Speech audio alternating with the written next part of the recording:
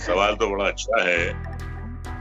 बहुत अच्छा आपने सवाल किया है, लेकिन जब मैं लाहौर होऊंगा तो जाती तौर पे इसका जवाब मैं आपको दूंगा। यकीन, हम पूरी कोशिश कर रहे हैं आने की इंशाल्लाह, और अल्लाह ताला ने चाहा तो आपकी सालगिरह हम मनाएंगे। हर पहलू को आपने टच कर लिया है और मैं बिल्कुल थका नहीं हूँ।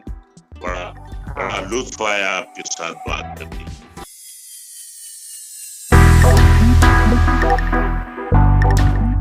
आप देख रहे हैं हिंदुस्तान के अजीम अदाकार रज़ा मुराद जी का Sajjad Pirzada official YouTube channel पे खसूसी इंटरव्यू पार्ट 2।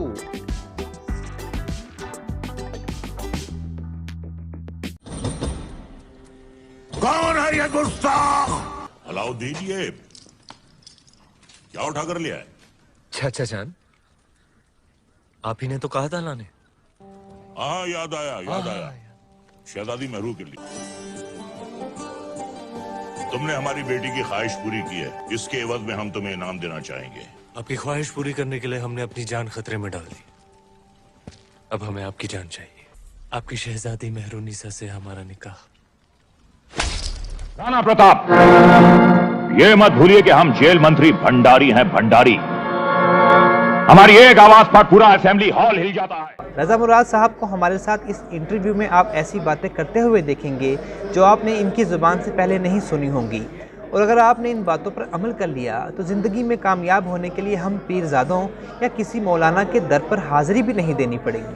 अक्सर दोस्त कहते हैं कि हमें चैनल का लिंक भेज दिया करें। इस चैनल के ख़ुसूसी प्रोग्राम्स को पाने का तरीका ये है कि चैनल को सब्सक्राइब कीजिए और बेल को प्रेस कर दीजिए ताकि हर प्रोग्राम आप तक पहुँच सके।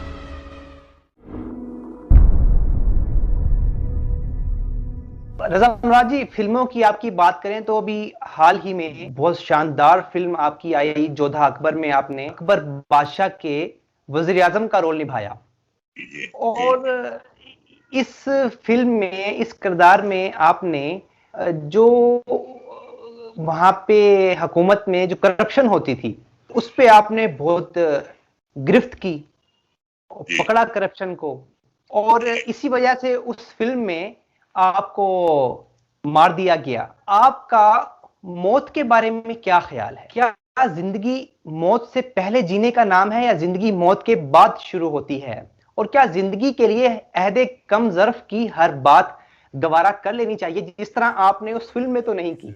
मालवा के दस्तावेज में दिखाई दे रही है। शक तो हमें पहले ही था, आज सबूत भी मिल गया। शमसुद्दीन अटका खान साहब, आपको हमारे हिसाबात नजरअंदाज करने होंगे। बड़े भाई होने के नाते अपनी जिम्मेदारियां निभाना तो दूर, मन माने महसूल लगाकर आप अपनी जेबें भरते हैं। सरासर लूट है ये। वजीर आजम, आपके लिए यही बेहतर होगा खान बाबा कि आप हमारे मामलात में दखल अंदाजी न करें, वरना। आलम खान, वजीर आजम को धमकाना या ऐसे नाफिस हुक्म देना शहंशाह के खिलाफ कदम उठाने जैसा है।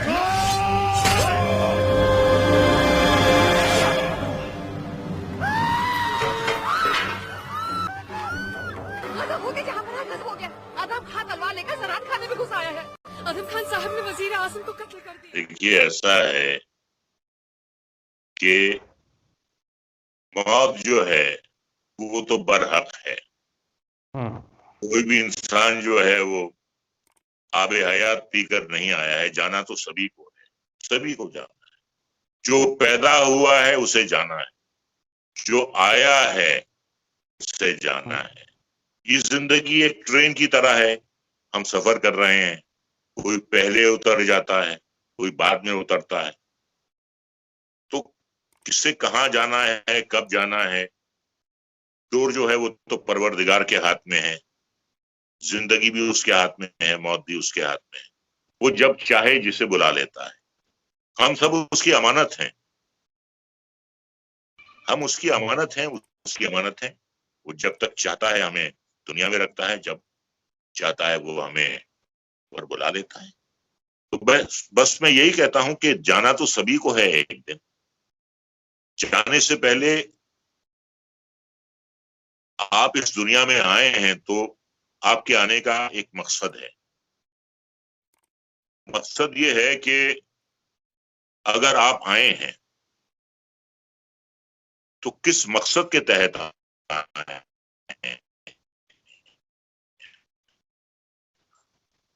वो बनाना बहुत जरूरी है। कुछ लोग जो हैं, जैसे हमारे फ्रीडम फाइटर गुजरे हैं शहीद भगत सिंह, 23 साल की उम्र में उन्हें फांसी हो गई थी। अब 23 साल जो है वो उम्र जाने की तो नहीं है, बंदा कॉलेज में होता है या कॉलेज से निकलता है, लेकिन उस 23 साल में उन्होंने जितनी जद्दोजहद की आजादी के लिए, जितनी उन्होंने अजियतें उठाई और अजियतें और कैद के बावजूद जितना उन्होंने मुताला किया इल्म का, जितना उन्होंने बड़े बड़े आलिमों को पढ़ा, तो मैं समझता हूं कि जो उनकी 23 साल की जिंदगी थी वो किसी आम इंसान की 123 साल की जिंदगी से बेहतर थी। आप जितने भी दिन जिएंगे, आपके जीने का एक मकसद होना चाहिए, वरना सुबह होती है, शाम होती है, उम्र यूं ही तमाम होती है। अपने लिए जिए तो क्या जिए, अपने लिए जिए तो क्या जिए, जी ए दिल जमाने के लिए। तो you have to contribute something towards the society. आपको सोसाइटी के लिए, आपको माशरे के लिए बजाते खुद कुछ करना है। अपनी साथ से आपको लोगों को फायदा पहुंचाना है। फायदा जो है किसी भी शक्ल में हो सकता है। तो जिंदगी जीने का मकसद होना चाहिए, और इससे पहले कि लास्ट एक्ट आपका आए, कुछ करके जा रहा हूं। मोहब्बत कीजिए, मोहब्बत बांटिए, जो भी आप बांट सकते हैं वो बांटिए, लोगों का दर्द बांटिए, जो भी आपकी हैसियत है उसके हिसाब से आपको माशरे के लिए, समाज के लिए आपको कुछ करना है। वरना तो लोग आते हैं, यूं तो आते हैं लोग जाते हैं, यूं तो आते हैं लोग जाते हैं, जिंदगी में हजार हाल, लेकिन यूं तो आते हैं लोग जाते हैं जिंदगी में हजार हाल, लेकिन इनमें कुछ ऐसे लोग होते हैं दिल पे जो नक्श छोड़ जाते हैं। यूं तो आते हैं लोग जाते हैं, तो नक्श छोड़ कर जाइए, कोई आप अपनी यादगार छोड़कर जाइए। मैं ये कहता हूँ, जाना तो सभी को है, आपकी जिंदगी बेमकसद नहीं, बेमकसद नहीं। रज़ा मुराद जी, एक और बहुत शानदार फिल्म अभी हाल ही में पद्मावती, बड़ा पसंद किया गया पाकिस्तान में आपके रोल को, और अगर आप मुझे इजाजत दीजिए, ये भी कहा गया कि जो रानी पद्मावती थी उस हवाले से मुख्तलिफ के सही नहीं स्टोरी आई सामने। क्या स्टोरी बाकी तारीख पे हकीकत में ऐसा हुआ था? देखिए, ऐसा अब जरूरी नहीं है कि दुनिया में हर इंसान आपका हम ख्याल हो, जरूरी नहीं है। होती हैं उसमें हुई, लेकिन फिल्म रिलीज हुई, बहुत अच्छा उसने बिजनेस किया, लोगों को पसंद आई। तो एक बात मैं कहना चाहूंगा, जो उसके जो डायरेक्टर प्रोड्यूसर हैं संजय लीला बंसाली जी, 4 फिल्मों में मैं उनके साथ काम कर चुका हूं। रामलीला में था, बाजीराव मस्तान मैंने राम का रोल किया था, और पद्मावत में मैं जलालुद्दीन खिलजी के किरदार में था। और अभी जो उनकी फिल्म आ रही है,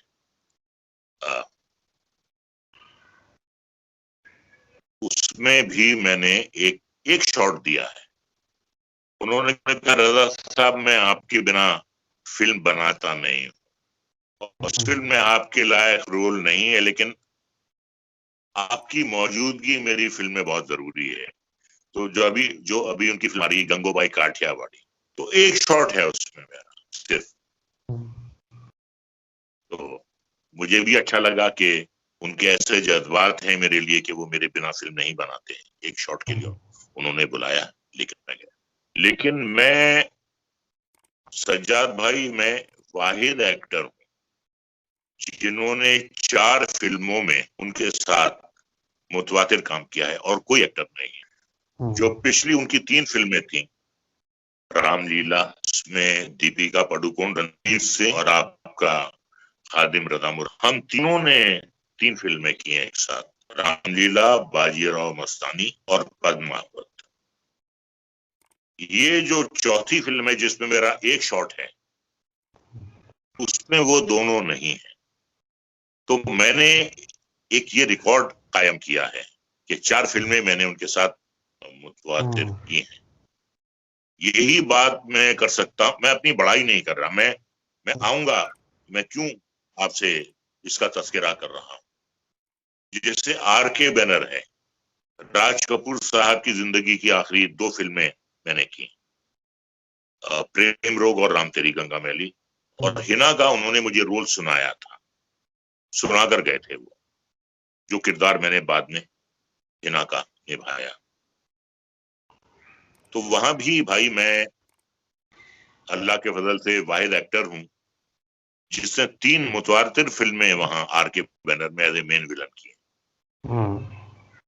कहने का मकसद ये है सज्जाद मियां कि फूल भेजने से, मिठाई भेजने से, बर्थडे पे ग्रीटिंग भेजने से, घी भेजने से, दरबारदारी करने से कुछ नहीं होता। आपका ध्यान अपने काम में होना चाहिए। जो काम आपको मिला है, पूरा फोकस आपका उस काम में होना चाहिए, और वो आप ईमानदारी से कीजिए, दिलो जान से कीजिए, और नतीजे के बारे में मत सोचिए। नतीजा जो है उसके हाथ में है। आप मेहनत करेंगे तो आपकी मेहनत जो है वो जाय नहीं जाएगी। तो सिर्फ मेहनत करने के साथ साथ एक एडजस्टिंग इंसान भी होना बहुत जरूरी है। आपका लोगों के साथ रवैया कैसा है, और आप कितने एडजस्टेबल हैं अपने काम में, as an actor, as a person. तो लोग दोबारा आपको बुलाते हैं। आप बहुत अच्छे एक्टर हैं, लेकिन आपका रवैया अच्छा नहीं है, आप में गुरूर है, आप में तकब्बुर है, तो एक बार आपको लेने वाले को अपनी गलती का एहसास हो जाता है कि भाई एक्टर तो अच्छा है लेकिन आदमी बड़ा डिफिकल्ट है। एक के बाद वो हाथ जोड़ लेता है आपसे। तो ये एक पहचान होती है कि वो किरदार भी है, वो अच्छा इंसान भी है। तो फिर आपको खुशामद करने की, आगे पीछे घूमने की कोई जरूरत नहीं है। जैसा कि मैंने आपसे अर्ज किया कि संजय लीला बंसाली के साथ मैंने 4 फिल्में की, ना तो मैंने कभी उन्हें आज तक उनकी सालगिरह पर फूल भेजे, ना मैं कभी उनसे दिवाली पर मिलने के लिए गया। उनके घर में गणपति आता है, अक्सर लोग गणपति में भी चले जाते हैं के घर, मैं कभी उसमें भी नहीं गया। मेरा मकसद जो है अपने काम को ईमानदारी से करना है, और अपना सर जो है अपने शानों पे रखना है, अपने कंधे पर रखना है।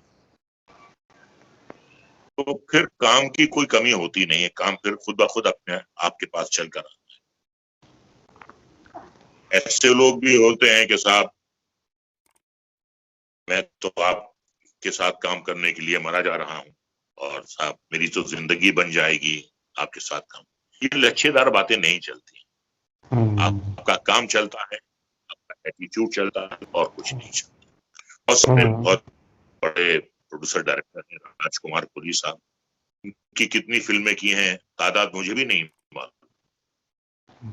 कि भाई आप काम भी ठीक करते हैं और आप इंसान भी ठीक है, तो सामने वाला भी आपको इसीलिए देता है कि आपको लेने से वो कोई दर्द सर नहीं पाल रहा है। रज़ा मुराद जी, बहुत आपने तो डिटेल के साथ रोशनी डाली जिंदगी के हवाले से, कामयाबी के हवाले से। तो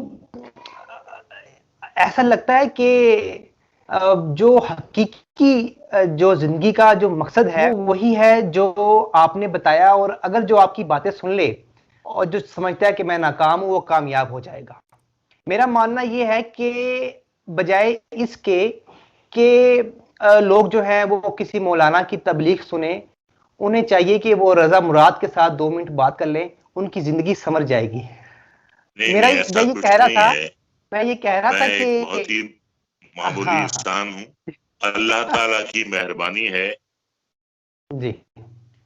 मैं तो समझता हूँ कि जितना अल्लाह ताला ने मुझे दिया है, और मैं दिल की गहराइयों से ये महसूस करता हूँ कि मैं उस काबिल नहीं था। उसकी जात से हमें बहुत मिला है।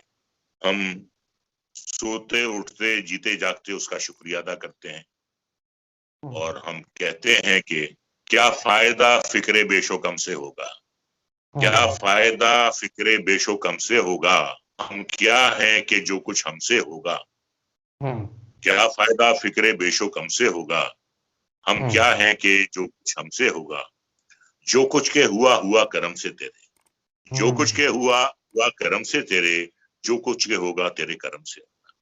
क्या उसी बात। उसी का करम है, हाँ उसी का जी। करम। उसने आपको इस दुनिया में भेजा है, उसने आपको नोट छापने का प्रिंटिंग प्रेस नहीं दिया है, उसने जरिया बनाया कि बेटा मेहनत कर, मेहनत कर, तुझे पैसा मिलेगा, तुझे दौलत मिलेगी, और जिसका तू मुस्तहिक होगा वो तुझे मिलेगा ही मिलेगा। उसने जरिए बनाए हैं। उसने ऊपर से बिल्डिंगें नहीं बनाई, लेकिन इंसान को दिमाग दिया है, उसको जहन दिया है, उसको काबिलियत दी है बिल्डिंग बनाने की, इमारत बनाने की, हवाई जहाज बनाने की, रेल बनाने की, हुकूमत करने की। उसने लोगों को सलाहियत दी है कि अपना दिमाग इस्तेमाल करो, खूब मेहनत करो, ईमानदारी बरतो लोगों के साथ, और नतीजा मुझ पर छोड़ दो। तो जहां तक आपने जो बात कही है, मैं इस काबिल नहीं हूँ, वाकई नहीं हूँ, मैं बहुत ही मामूली इंसान हूँ, उसकी अल्लाह ताला की मेहरबानी है। लेकिन इतना जरूर कहूंगा कि आज तक जो कुछ भी मैंने किया है, ईमानदारी से किया है, मेहनत से किया है, और कभी किसी का दिल नहीं दुखाया है। अनजाने में कभी दुख गया हो तो मैं नहीं कह सकता, दानिस्ता तौर पे कभी मैंने किसी को भी जहनी नुकसान पहुंचाने की कोशिश नहीं की है, या किसी भी किस्म की कोई उसे अजियत या नुकसान पहुंचाने की कोशिश नहीं की है। तो अल्लाह ताला मुझे नवाजता है, उसी का करम है, मैं कुछ नहीं। बिल्कुल रजा मुराद जी, यह मैं जरूरी समझ रहा हूं, और अक्सर मैं जिक्र करता रहता हूं लॉर्ड राम जी का। अब और जरूरी इसलिए भी है कि आपने भी एक दफा कहा था कि आपके नाम से भी रजा अली मुराद एब्रिविएशन किया जाए तो राम बनता है जी। अब आपने 3 फिल्में भी की इसी हवाले से, राम तेरी गंगा मैली, राम लखन, और अभी जो आई और बड़ी पसंद की जाती है पाकिस्तान में, रामलीला। रामलीला जी। हाँ जी। तो ये जो राम जी का जो जिंदगी है, इल्लामा इकबाल ने भी कहा उन पे कि है राम के वजूद पे हिंदुस्तान को नाज, अहले फिक्र समझते हैं इसको इमाम हिंद। जी जी जी जी। राम जी को इल्लामा इकबाल ने इमाम हिंद कहा था, किसी मौलाना को नहीं। तो मेरा ये सवाल कि जो उनकी जिंदगी थी राम जी की, हम जो आम लोग हैं, किसी भी जो मजहब से रखने वाले ताल्लुक, हिंदू मुस्लिम हो, तो क्या उनको हम देख के अपने जो हजारों साल हम एक रहते आए हैं, तो हमारे दरमियान अगर हम उनको पढ़ें तो फासले ज्यादा कम नहीं हो सकते? देखिए, रामचंद्र जी को पुरुषोत्तम कहा जाता है। पुरुषोत्तम का मतलब है पुरुष उत्तम, अच्छा इंसान, ऐसा बेटा, ऐसा भाई, ऐसा राजा, ऐसा फर्मा बरदार बेटा, ऐसा शोहर। वो एक मिसाल है, अच्छाई की मिसाल है, इंसाफ पसंदी की वो मिसाल है रामचंद्र जी। और राम राज्य जिसे कहते हैं, राम राज्य का मतलब ये है कि उन जैसा राज अगर दुनिया के किसी भी मुल्क में आ जाए तो कभी किसी को कोई दिक्कत, कोई दुश्वारी ना हो, क्योंकि वो मसावियात में यकीन रखते थे, वो इंसाफ पसंद थे। तो इसीलिए राम राज को एक बहुत अच्छा राज कहा जाता है, जिसका ख्वाब दुनिया देखती है कि राम राज्य आएगा। और भी उनके बारे में मैं आपको बताना चाहूंगा। ये मैं किसी को खुश करने के लिए नहीं कहता, लेकिन जो भी आपसे उनके बारे में कह रहा हूं वो हकीकत बयानी है, उसमें कोई मुबालगा नहीं है। मेरा वतन जो है वो रामपुर है, और मुझे जो पहला ब्रेक दिया था डायरेक्टर का नाम था बाबू राम इशारा। तो मेरा वतन रामपुर, मुझे ब्रेक देने वाला बाबू राम, मेरी सबसे बड़ी हिट फिल्म राम तेरी गंगा मैली, मेरा एक बहुत ही यादगार किरदार सर जॉन का राम लखन, एक और बड़ी यादगार फिल्म रामलीला। और मैं पिछले 10 साल से यहाँ रामलीला खेली जाती है, तो पिछले 10 साल से मैं यहाँ रामलीला का भी हिस्सा हूँ। वो मुझे बुलाते हैं और अयोध्या जी में ही खेली जाती है, जहाँ रामचंद्र जी का, जहाँ उनकी पैदाइश हुई थी, वहां पे विलादत जहां हुई थी उनकी। तो जैसा कि आपने कहा कि जो मेरा जो स्कूल का नाम है वो है रजा अली मुराद। फिल्म में मैंने सोचा कि बहुत लंबा नाम हो जाएगा रजा अली मुराद, तो अली मैंने अपने बेटे को दे दिया, अली मैंने बेटे का नाम रख दिया, और मैं रजा अली मुराद से मैं रजा मुराद हो गया। तो आर से रजा, ए से अली और एम से मुराद। तो जो एब्रिवेशन होते हैं वो RAM होते हैं। ये बात मैं किसी को खुश करने के लिए नहीं कहता, मैं किसी की खुशामद करने के लिए नहीं कहता, लेकिन जो हकीकत है वो मैं बयान करता हूं। और सभी रामचंद्र जी की बहुत इज्जत करते हैं। अब ऐसा किरदार, ऐसा राजा,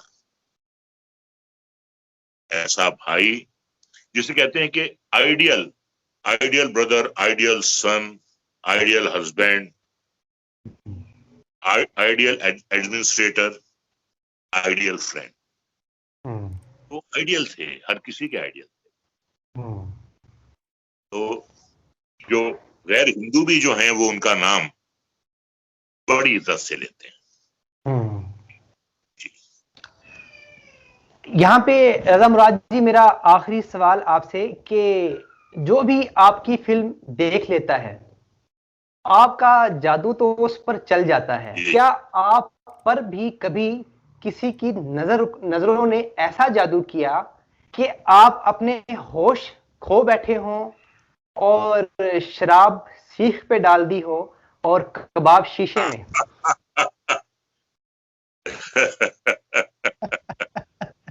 सवाल तो बड़ा अच्छा है, बहुत अच्छा आपने सवाल किया है, लेकिन ये सवाल आप मुझसे अकेले में कीजिएगा। क्योंकि एक मुहावरा है ना कि ये अंदर की बात है। ये सवाल आप मुझसे अकेले में कीजिएगा तो मैं इसका आपको बहुत ही तफसील और ईमानदारी से जवाब जी।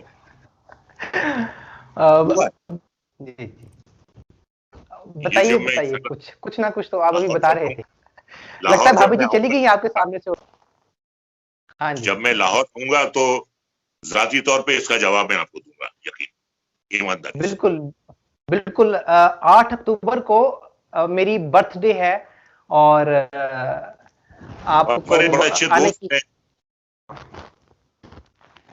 8 अक्टूबर को जी मेरी बर्थडे है और मेरी आपके लिए दावत है कि आप लाहौर तशरीफ लाइए और 4 चांद लगा दीजिए। इंशाल्लाह मैं पूरी कोशिश करूंगा। एक हमारे बड़े करीबी दोस्त हैं, उनकी बेटी की शादी भी है। मैं कोशिश ठीक है। करूंगा, अगर हालात साजगार रहे, अल्लाह ताला की मंशा हुई, तो मैं इंशाल्लाह पहले हफ्ते में मैं आ रहा हूँ। अब देखते हैं कोविड की क्या पोजीशन है, जी जी। या वीजा की क्या सूरत हाल होगी, या आमद और रफ्त जो है वो स्मूथ है या नहीं है। वीजा तो तो ये कुछ आपके लिए आपकी राहें देख रहा है रजा मुराद जी, वीजा तो आपकी राहें देख रहा है। पंजाबी की एक मिसाल है, पंजाबी कहते ने जे मुकद्दर माड़े हों ते ऊंट ते चढ़े नू भी कुत्ता वड़ लेंदा है। अगर आपकी तकदीर खराब है तो आप ऊंट पे सवार हैं तो भी कुत्ता आपको काट लेता है। ये मिसाल है, लेकिन अच्छी मिसाल है। मतलब इंसान का वक्त है, अच्छा होता है, अच्छा नहीं होता है, ये जिंदगी का एक हिस्सा है। बहरहाल हम पूरी कोशिश कर रहे हैं आने की इंशाल्लाह, और अल्लाह ताला ने चाहा तो आपकी सालगिरह हम मनाएंगे इंशाल्लाह। आपकी मोहब्बत है। अभी हम बात कर रहे थे तो एक पैगाम आया है, आप ही के यहाँ के दिल्ली के साबिक चीफ जस्टिस रहे हैं और इंडियन सुप्रीम कोर्ट के भी सीनियर जज रहे हैं, जस्टिस मार्कंडे काटजू। उन्होंने भी अभी आपकी मोहब्बत में पैगाम भेजा है और आपको वो भी सलाम कह रहे हैं। काजू साहब से हमारी एक बार मुलाकात हुई थी। बहुत ही काबिल इंसान है, और काबिल इंसान होने के साथ साथ बहुत ही साफगो और बाहिम्मत इंसान है। तो जो कुछ उन्हें कहना होता है वो कुछ कहने से गुरेज नहीं करते। बाहिम्मत एक इंसान है। मेरा भी बहुत बहुत उनकी खिदमत में सलाम अर्ज कीजिए। और यहाँ पे अपना है लखनऊ से मुनव्वर राना साहब, बहुत बड़े शायर हैं हिंदुस्तान, आपके बहुत अच्छे दोस्त हैं, उनकी तरफ से पैगाम आया। जी बिल्कुल भाई, वो बहुत ही बड़े शायर हैं, अजीम अजीम शायर हैं, और मौजूदा दौर के वो सबसे बड़े शायर हैं। मुनव्वर राना साहब और राहत इंदौरी साहब का तो इंतकाल हो गया, लेकिन मौजूदा दौर के मुनव्वर राना साहब सबसे बड़े शायर, और हमें फख्र है इस बात में। रजा मुराद जी, आखिरी सवाल मैं करूंगा और फिर इजाजत चाहूंगा आपसे, कि कहा जाता है कि हिंदुस्तान में तो मुसलमानों पे अच्छा वक्त नहीं आता, और कहा जाता है कि वहां पे तो बड़ा जुल्म होता है, लेकिन जब मैं देखता हूँ रजा मुराद को, इतना बड़ा नाम, शाहरुख खान को, सलमान खान को, आमिर खान को, फिर आप देखिए राहत अपना मुनव्वर राना साहब, हिंदुस्तान के सबसे बड़े शायर। तो जो भी हम देखते हैं इदारा हिंदुस्तान का, तो वहां पे जो हिंदुस्तानी तहजीब जो है, मैं ये समझता हूं कि जो हिंदुस्तानी तहजीब को अपना लेता है, हिंदुस्तानी कल्चर को अपना लेता है, चाहे वो पार्टीशन से पहले हो चाहे वो पार्टीशन के बाद हो, हिंदुस्तान की जो धरती है, पाकिस्तान भी तो उसी का आखिर हिस्सा ही रहा है ना हजारों साल तक। तो जो हिंदुस्तानी जो कल्चर है हमारा, कह लीजिए कि गंगा जमी जो कल्चर है, उसको जो अपनाता है, उसके मुताबिक जो चलता है, चाहे वो हिंदू हो चाहे वो मुसलमान हो, वो तरक्की जरूर हासिल करता है। तो क्या ये बात, मेरी ये बात सही है कि ऐसा है कि, या फिर जो भी इदारा हम देखते हैं कि वहां पर तो आप जैसे जो बड़े, मैं तो ये भी नहीं कहता कि हिंदू मुस्लिम में नहीं बांटना चाहिए, कि इंसान तो इंसान है, हम क्यों कहते हैं ये हिंदू है या मुसलमान है, तो लेकिन फिर भी आप जैसे तो बड़े बड़े जो मुसलमान हैं वो बहुत कामयाब है हिंदुस्तान में। तो क्या उन लोगों के लिए आप क्या पैगाम देना चाहेंगे जो नफरत में बांटने की कोशिश करते हैं? देखिए, आपने सवाल किया और जवाब भी आप ही ने दे दिया। अब आगे मेरे कुछ कहने की गुंजाइश नहीं है। मैं सिर्फ इतना कहूंगा, आपने आमिर खान, शाहरुख खान, सलमान खान का जिक्र किया। आज के ये मकबूल तरीन अदाकार हैं, हीरो हैं, इनसे ज्यादा मकबूल कोई नहीं है। इन्हें मकबूल किसने बनाया? हमारे मुल्क की अवाम ने बनाया, और अवाम जो है 80% हिंदुओं की है। अगर हिंदू इनको पसंद नहीं करते, अगर हिंदू इन्हें मदद के नाम पर इनकी फिल्में नहीं देखते, तो ये स्टार नहीं बनते। सबसे ज्यादा इन्हें पसंद करने वाले जो हैं वो हिंदू हैं, जो कि इस मुल्क की 80% आबादी है, अगर वो 80% आबादी मजहब के नाम पर आपको बाइकआउट कर दे, आपकी फिल्में ना देखे, तो आप कहां स्टार बनेंगे? तो जो असली फैन हैं इनके, वो हिंदू हैं हमारे, इसी वजह से ये स्टार बने हैं। देखिए, आप में सलाहियत होनी चाहिए, आप में बात होनी चाहिए, आप में टैलेंट होना चाहिए। और जैसा कि मैं फिर अपनी बात को दोहरा रहा हूं, आपको एक अच्छा इंसान होना चाहिए, तो फिर ये बहानेबाजी के साथ फला को काम नहीं मिलता और धमाके को काम नहीं मिलता। आप में सलाहियत है, आपको काम मिलेगा। आप में सलाहियत है, आप फर्दिल अजीज होंगे।